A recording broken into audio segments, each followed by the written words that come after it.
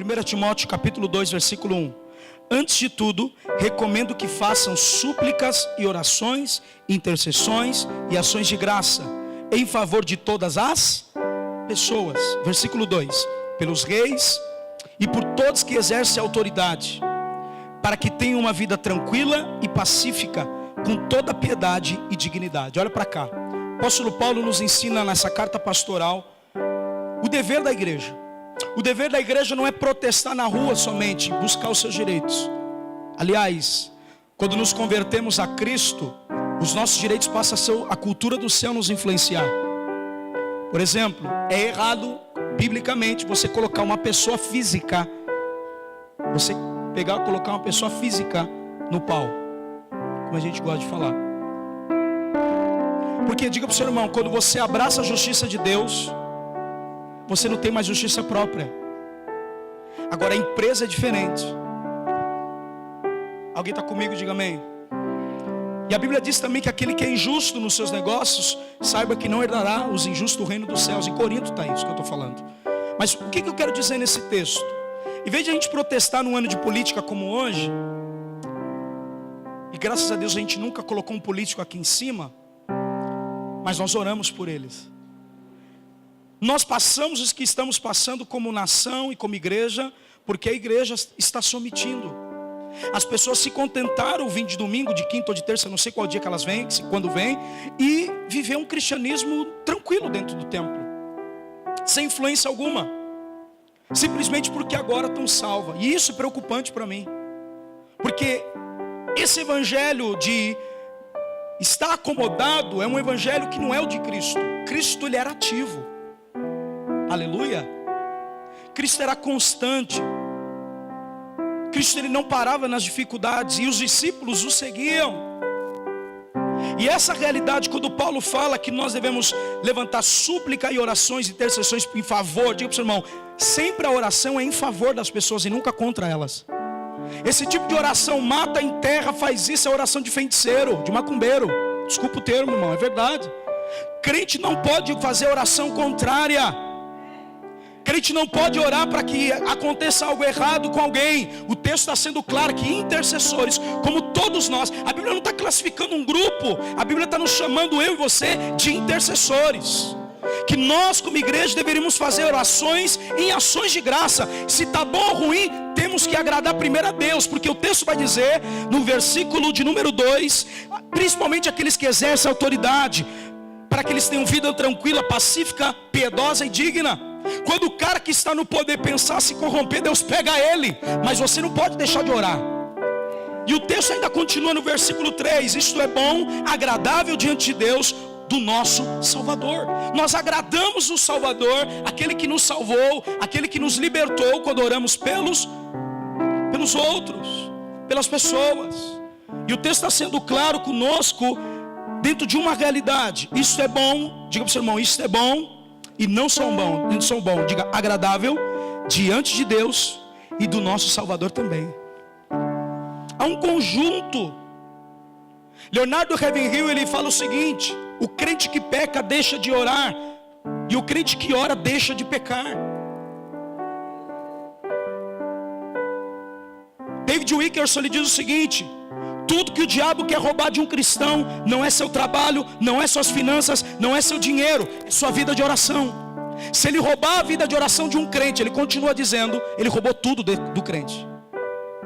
Às vezes a gente trata pecados visuais ou pecados que estão mais expostos, porque nos colocamos à frente de pessoas.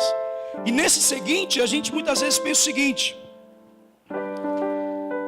pecado nós denominamos quando a pessoa erra o alvo, como a Bíblia diz.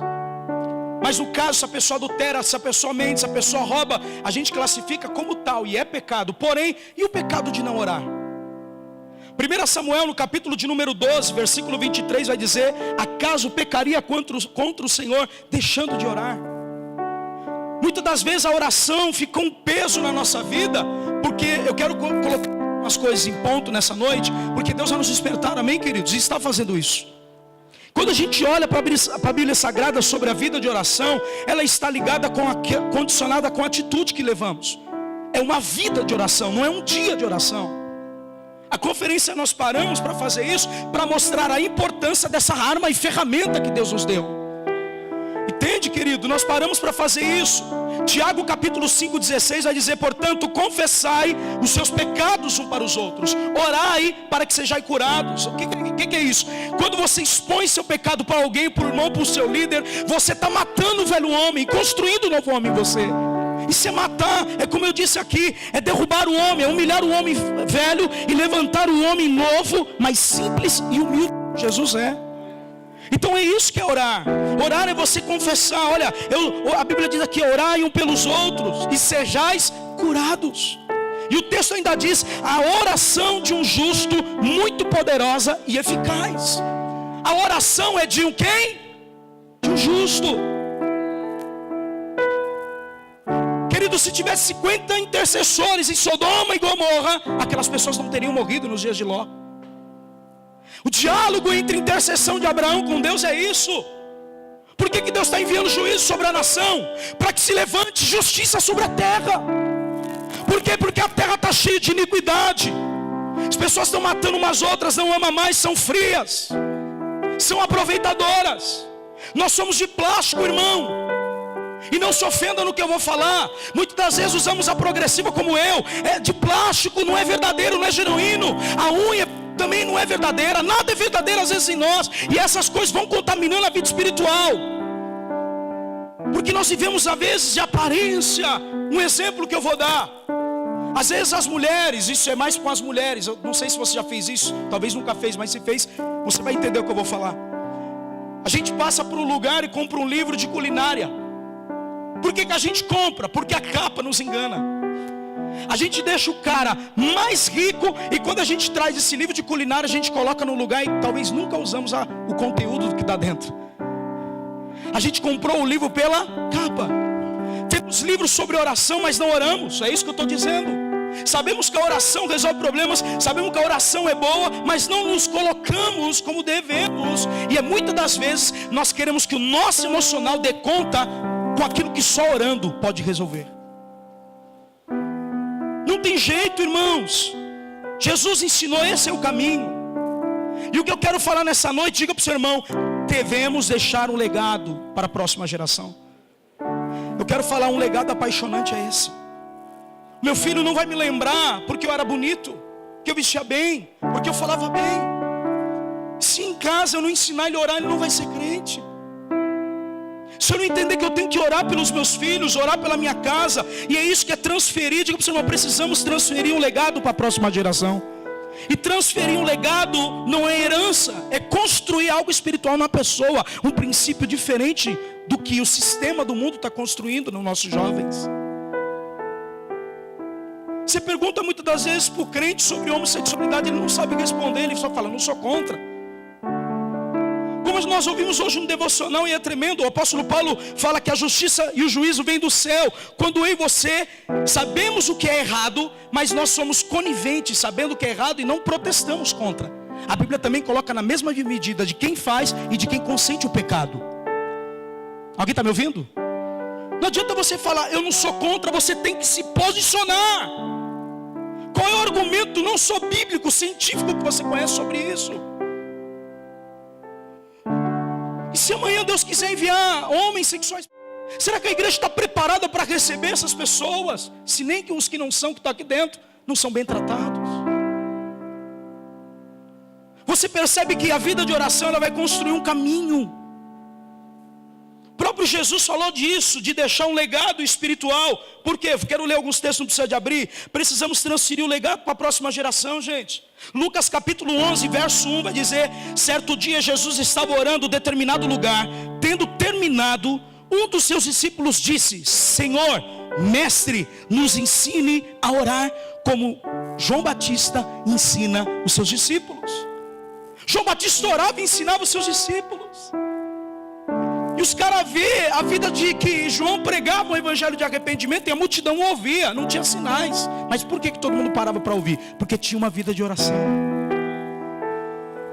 Às vezes muitas coisas que você vai fazer, diferente de mim, diferente do outro, mas Deus escolheu para fazer algo no reino. Ninguém no reino de Deus é inválido. Alguém está me ouvindo isso? Deus não aposentou ninguém no reino. Você precisa descobrir sua vocação, naquilo que você tem mais capacidade de exercer para a glória de Deus. E o texto ainda diz, aqui no capítulo de número 9 de Lucas, o mesmo texto, Jesus está falando de aproximadamente 8 dias depois de dizer essas coisas, Jesus tomou consigo novamente Pedro, João e Tiago, subiu ao monte para orar. Diga para o seu irmão, subiu para o monte para orar. Versículo 29 ele vai dizer: enquanto orava, a aparência do seu rosto se transformou.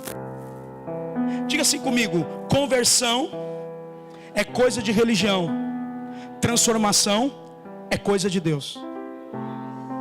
Quando que Jesus foi transfigurado? A palavra transfiguração é a mesma palavra transformação, é a mesma. Quando nós oramos, nós somos transformados. E ele não chama os 3 líderes para ter aproximação. Se você vê, um era empreendedor, um era administrador e um era pastor de ovelhas, João, amor.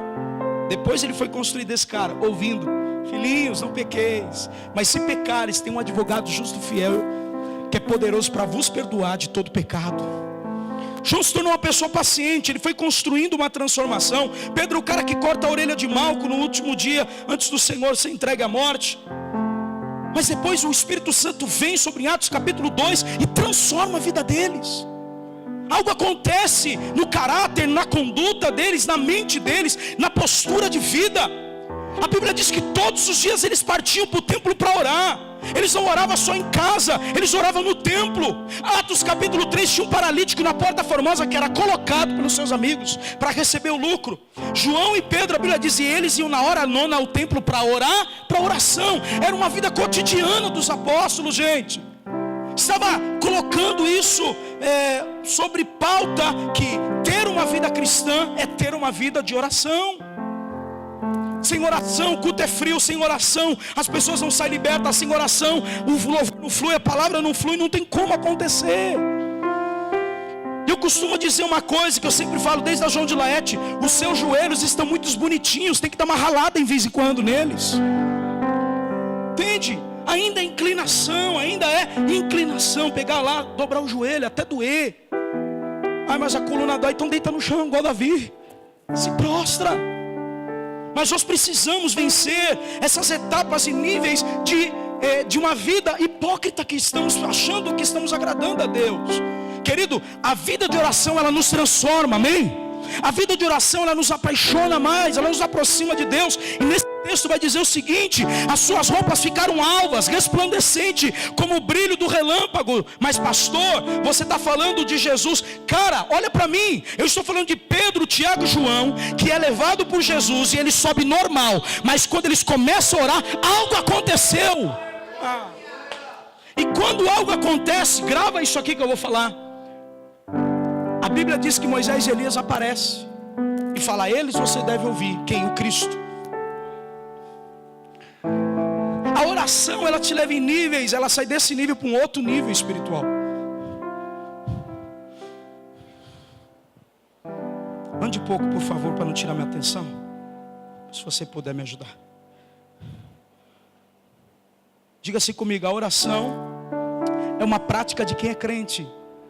Não, vou melhorar. Obrigado, Jesus. Diga assim: a oração é uma prática de quem é espiritual. Quem não é espiritual não ora. Só ora quem é espiritual. Alguém está me ouvindo? Se você diz que ora, mas sua vida espiritual não transformou você numa nova pessoa, você não orou. E eu quero provar algumas coisas biblicamente como é importante nós deixarmos um legado. Ainda estou nessa parte. Jó capítulo 1, versículo 1, vou ler, não precisa abrir. Na terra do Uz vivia um homem chamado Jó. Era um homem íntegro, diga íntegro, justo, temia a Deus e evitava o mal. Ele fugia de toda a aparência do mal. Então são 4 características diferentes. É 4 características que a gente devia ter. Diga para o seu irmão: reputação é o que as pessoas sabem de você, mas integridade é o que Deus sabe sobre você. Diga para o seu irmão: e o diabo também. Nesse texto vai dizer que há uma conversa do nosso inimigo com o Criador. Não sei como, mas ele vai no meio dos anjos, diz o texto. E aí começa o seguinte: antes de falar disso, versículo 2 vai dizer: Jó tinha 7 filhos, 3 filhas, possuía 7.000 ovelhas, 3.000 camelos, 500 aparelhos de boi, 500 mil jumentos, tinha muita gente em seu serviço. Diga para o seu irmão, tinha muita gente que trabalhava para administrar tudo que ele tinha. Diga para o seu irmão, diga para ele, no Oriente Médio ele era o milionário da época. Faz uma pergunta que talvez você nunca fez e eu fiz agora para o texto. Eu falo assim, como ele adquiriu essa riqueza? Diga para o seu irmão, trabalho, dom de Deus. Então não é porque eu sou crente que Deus vai me abençoar. Se eu trabalhar, Deus vai me abençoar. O suor do teu rosto tu comerás. O cara trabalhava, então Deus multiplicou. Tem nada a ver com ser crente. Tem muita gente que não é crente e é milionária. Me explica isso. Trabalho. E o texto vai dizer, escuta agora, a parte C do versículo de número 3. Era um homem mais rico do Oriente. Seus filhos costumavam dar banquetes em casa. Em cada vez que convidavam suas 3 irmãs para comer e beberem com eles. 5. Terminando o período do banquete, olha agora, irmãos, mandava chamá-los e fazia com que eles se purificassem. Querido, olha para mim. O cara, além de ser rico, tem muita gente em seu trabalho para ajudar a administrar o que ele possuía. Ele tinha filhos, os filhos tinham comunhão. Quem já viu pessoas ricas com dinheiro e a família desunida? Diz amém. Sabe o que é isso? Não importa, eu não consigo conquistar o coração do meu filho dando coisas para ele. Eu preciso trazer ele para a mesa e ensinar os princípios da palavra. Porque não é o fato de eu ter muita grana que eu vou dar toda a condição para meus filhos e ter eles perto de mim. Não tem nada a ver. Jó está falando o seguinte, não importa o quanto dinheiro você possui, você precisa aprender a buscar o coração dos seus filhos, a santificar os seus filhos para com Deus, como pais da casa. Vocês que têm que ensinar seus filhos a se unir, a dividir, ao egoísmo não entrar no coração, a repartir com os irmãos, aleluia. E ele fazia um banquete, chamava as suas irmãs. Alguém está comigo? Diga amém. O texto vai dizer que Jó fazia isso, ia lá no banquete da comunhão e falava assim, olha, deixa eu falar uma coisa para vocês. Eu aprendi uma coisa no campo esses dias. O que você aprendeu, pai? Eu aprendi a sacrificar. Como é que você faz? Eu pego o melhor do meu cordeiro e eu sacrifico no campo. Sacrifico no campo. Põe uma lenha, fogueira, queimo ele e ele sobe como incenso agradável ao Criador. Diga para o seu irmão, ao Criador. Por quê? Porque alguém da fé disse para ele que existia um Criador. Alguém está me ouvindo? Diga assim, Jó só sacrificava. Ai meu Deus, obrigado. Porque alguém ensinou ele. Escuta, quando Adão e Eva saem do jardim, qual é o primeiro sacrifício que seus filhos fazem? Altar. Quem que ensinou os filhos dele? Quem que ensinou, desculpa irmão, Abel e Caim sacrificar? Quem? Então você percebe que a vida cristã, ela é um legado? Não basta só vir à igreja. O crescimento não é automático. Eu preciso construir para a próxima geração. Jó está dizendo, eu ouvi isso. Olha o que diz aqui. De maneira de que madrugada ele oferecia um holocausto em favor de cada um deles, pois pensava, talvez os meus filhos tenham lá no íntimo pecado e amaldiçoado Deus. Essa era a prática constante de Jó. Diga para o seu irmão, o altar tem que ser constante pela sua casa. Cadê os pais da casa aqui? Eu quero profetizar algo para vocês. Seus filhos, vai chegar dias que eles vão acordar vendo você chorar pela madrugada. Eu quero liberar isso. Vai chegar madrugadas que Deus vai te colocar tanta graça na oração, vai falar tantas coisas com você, vai revelar os segredos do coração deles. Você vai se levantar como intercessor. É exatamente isso, é intercessor, Fernanda. Seus irmãos têm pecado, amém. Liberta minha irmã do vício, liberta minha irmã do crack, liberta minha mãe. Alguém está me ouvindo? Você não pode olhar para a pessoa, olha aqui que eu estou dizendo, você não pode olhar para a pessoa o pecado que ela comete. Você tem que olhar que a possibilidade de transformação está na tua mão e na tua intercessão por ela. O seu olhar muda concernente ao pecado dos outros, porque você também tem. Alô? O verdadeiro intercessor, ele reconhece que ele tem erros, mas ele se coloca em favor de outros. Alguém está comigo? Sabe o que eu quero dizer para concluirmos? Deus queria dar uma experiência que Jó não tinha, provando para o diabo que ele não comprava Jó pela adoração que ele sacrificava pela sua casa. Ele fazia isso constante, sem ao menos ter experiência com